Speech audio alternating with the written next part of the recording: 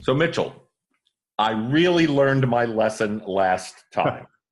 In our last session, we talked about how our own assumptions and beliefs about a challenge can literally make it impossible for us to come up with innovative solutions. And we also introduced this simple technique, we call it escaping the box, that will help us break through those limiting assumptions and beliefs so that we can see new possibilities. So today, I'm making no assumptions about no assumptions about anything. No assumptions. Okay. I'm not even assuming that I know what we're talking about. So what are we talking about today? Okay. Well, Keith, today I thought we'd talk about how to harness the power of our minds when generating ideas and looking for new solutions. And we do that by managing our divergent and convergent thinking processes. Wait, divergent and convergent thinking. All right, this is starting to sound a lot like school to me. So please tell me exactly what does that mean, divergent and convergent thinking? Okay, well, it's not as complicated as it sounds. You see, when we're coming up with ideas, our minds actually work in two different and really opposite ways. I know mine does. It's either working or not working. So in other words, I'm either awake or I'm asleep. Okay. I totally get that. Well, listen, divergent thinking is really that mode of thinking where you postpone all judgment and you let your imagination run free. Right? This is when your mind is free to just sort of expand out spontaneously in all directions, like in 360-degree exploratory of blue sky thinking. This is really the essence of the idea generation process. When engaged in divergent thinking, everything and anything seems possible. Now, let me give you an example, right? So if I said to you, Keith, in what ways could you spend $10 million really quickly? We don't have enough time. There are so many ways I have so many ideas for that. We don't have enough time. But okay. Well, if you're like most people, you could probably start imagining ideas like, well, I could buy a house or several houses. I could buy cars. I could buy boats. I could travel. I could give money to charity. I can give money to friends. And you would just start to come up with dozens and dozens of different ways you could do it. There'd be really no limitation on what would be possible. Right? So that's the essence of divergent thinking. So divergent thinking, that's really when we're sort of exercising our creativity and our imagination to come up with new possibilities. Yeah, you could say it's when we kind of free associate, what most people would consider free association. With this, really, there is no limitation on what's possible because one idea could stimulate another idea, which stimulates another idea, and it goes on in all directions. So the bottom line is that the idea generation process, coming up with ideas, as many ideas as you can, is a divergent thinking process. Now, conversely, convergent thinking is sort of the opposite type of thinking. And here's why, because instead of expanding your mind out in all directions, this is when you want to kind of focus your attention to sort of analyze and judge and narrow down choices from many options.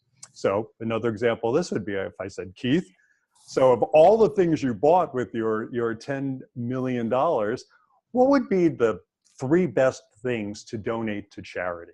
I would rather keep them, but let's explore the possibility. Okay, so what you would start to do in this convergent thinking process is you would think about, would the house be good, with the boat, with the plane? So you start to review all the different ideas you come up with, and you would start to eliminate the ones that didn't seem to fit the criteria of that, and you would eventually boil down all those different ideas just down to those 3 items. So that's really the essence of it, and that's what the evaluation and selection process is in a brainstorming process or in the creative problem solving. So where divergent thinking is more creative and imaginative, convergent thinking is a bit more logical and structured and discerning, if you will. Right. So you can think on one hand, divergent thinking is imagination-based, and And convergent thinking is more analytic thinking, discernment based. So evaluating ideas is a convergent thinking process. See the difference? Absolutely. So how do you use those effectively, most effectively, when you're generating ideas? Okay. Well, the key to managing your thinking for maximum productivity is to use the right thinking at the right time. So there's a very simple rule of thumb that we use and we teach in our training process. And it goes like this. When you're ready to generate ideas, right, you want to start and sustain divergent thinking, that blue sky associative thinking, to develop the widest range of ideas possible in the time you have. Then, when you've exhausted all the possibilities, and only when you're done, you then want to switch your thinking, or if you're leading a group, you want to switch their thinking to convergent thinking. And that's when you're going to really start to look at all the ideas, the universe of ideas you have, and start to analyze them and judge them and select the very best of them. And, and there's also a word of caution, because you never want to mix these two thinking processes together. Any guesses why? Well, sure. I guess if I'm imagining and being creative and exploring possibilities, and then suddenly I start judging, I'm going to stop exploring. That's right. Yeah. And conversely, if you're trying to narrow down the number of ideas from a whole wide range of them, and suddenly you start introducing more and new ideas into it, you're going to derail the idea selection process. I'll never come up with a selection. I'll never come up with a solution if I. That's right. You'll start selecting, and then you'll start generating more and selecting and generating. It's very, very unproductive. So again, you want to keep them separate. When you're ready to generate ideas, you want to engage in blue sky divergent thinking, and then when you're done and you want to narrow down the number of ideas, you want to then switch to convergent thinking and select just your very best ideas. And by the way, I think it's really important to make this point. Anyone who's ever participated in a group brainstorming session or group idea generation problem solving session, by the way, even working by yourself, but if you've ever worked with a group, this is exactly what does not happen, right? Yep. Very typically, these two processes are mixed at random. And so what happens is somebody will come up with an idea, somebody else comes up with another idea, maybe a third idea, and then someone in the room says, oh, you know what, that doesn't make sense. We could never do that. We don't have the money, or we could never sell it. And suddenly the exploration shuts down.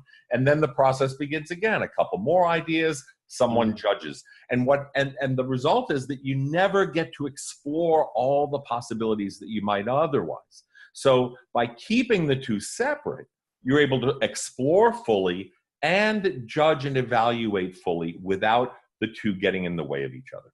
Yeah, and I would add to that probably the worst brainstorming sessions or group ideation sessions that our audience have experienced are those where they're mixing divergent and convergent thinking, meaning, people are generating ideas and then, judging those ideas while they're generating them. It's the most unproductive way to try and come up with innovative new ideas and select the very best ideas. Absolutely. For our audience, I'll share this concept is so important that in our work at SmartStorming, in our training sessions, in our facilitations, we say that it's probably the single most important thing to keep in mind when it's time to start solving problems or generating ideas. And we get feedback all the time from our clients saying that this is the most valuable lesson that they learned, something that transformed their work almost immediately. So remember, keep the two processes separate. Divergent,